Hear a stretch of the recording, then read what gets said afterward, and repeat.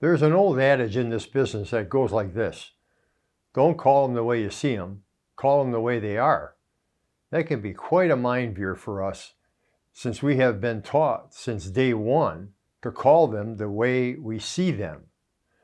I submit these viewpoints don't have to be at odds if we can come to an agreement on what is meant by seeing them, in quotes. There is seeing in the strict sense of looking at a play, watching it unfold, discerning a foul or violation, and then responding to that. There is also, though, the deeper meaning of seeing, that of placing things in context, of quickly determining what has occurred and its material effect on the game. Now, historically, the principle of advantage-disadvantage has been the primary guide used by sports officials in making their calls. Unfortunately, over its long run, this principle seems to have been perverted into a justification for officials to call plays any old way we like. At times, the elasticity of our enforcement under this principle has led many in positions of authority to question our impartiality, indeed, our competence. We need to rein ourselves back in. We need to recommit to or reconstruct anew a philosophy guiding our calls. Let's take a minute to consider the term philosophy. Its primary meaning is the investigation of the causes and laws underlying reality. Further, as a secondary meaning, the word signifies a basic theory, a viewpoint. And then finally, a philosophy is a system of values by which one operates. In the case of sports officials, it would be a system of values underpinning the calls we make. Foul, violation, or not? Those are the questions.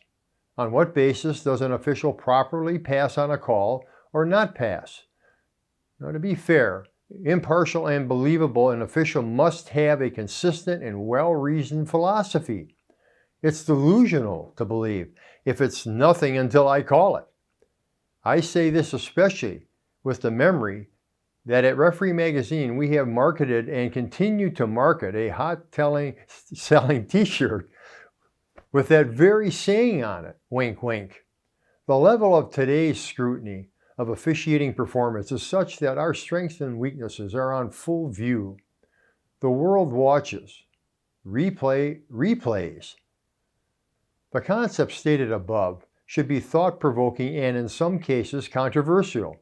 Good. It is my belief that only through consideration, development, and implementation of a true philosophy of officiating decision-making can you become an effective and respected official.